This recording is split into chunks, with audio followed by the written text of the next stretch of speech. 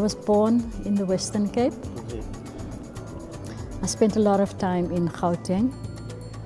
I grew up quite a bit on the west coast of the Western Cape, and that was really because of family.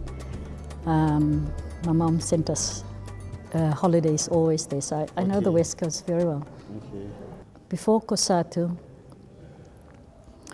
I come out of community organizations in the Western Cape.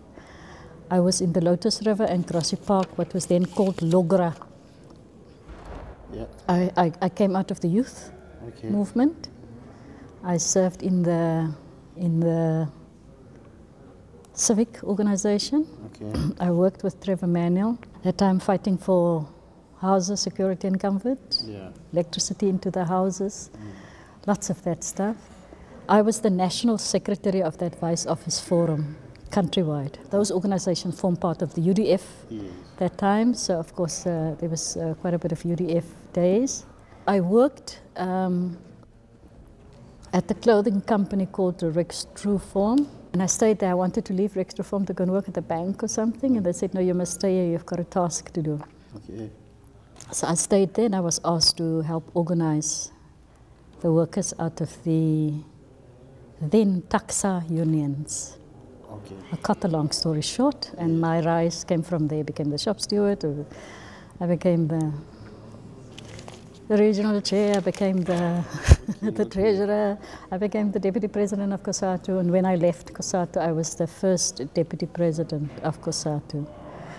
In COSATU, everyone knows me as somebody that championed the September Commission, which was looking at the future of the unions. Today, if you go through the September Commission, you can see that all those things that we've said in there are really happening now, and those scenarios also, they remain extremely relevant.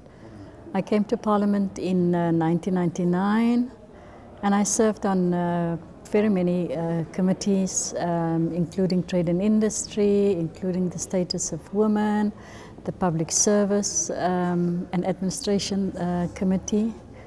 I always served on Parliament's rules and joint rules committees. Okay. I was always there involved, changing the rules and helping with the rules.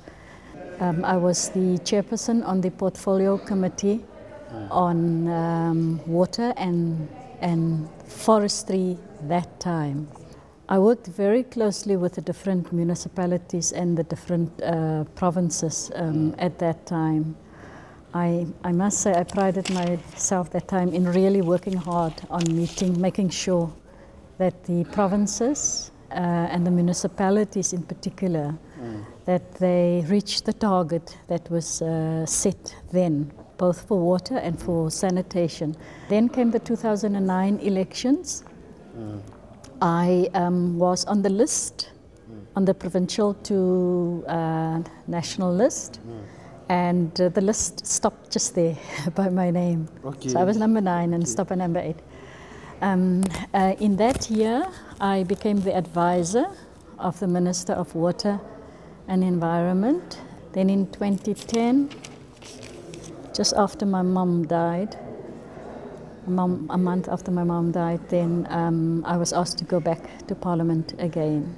I landed back in trade and industry. Okay. And I then found my way back into public enterprises. It was a great pleasure being in public enterprises as a member, and also international relations as a member in there. And of course the rules committees, they remained always just took me back. Okay.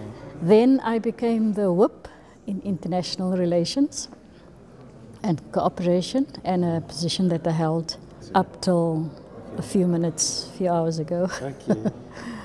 I thank the African National Congress for having confidence in me, in giving me this opportunity. I thank the President for appointing me to this post. Everyone says it's a daunting task.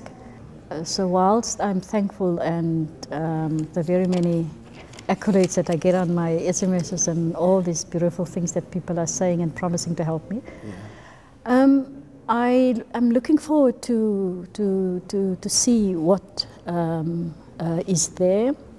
I do know that there are policies that the departments are guided by.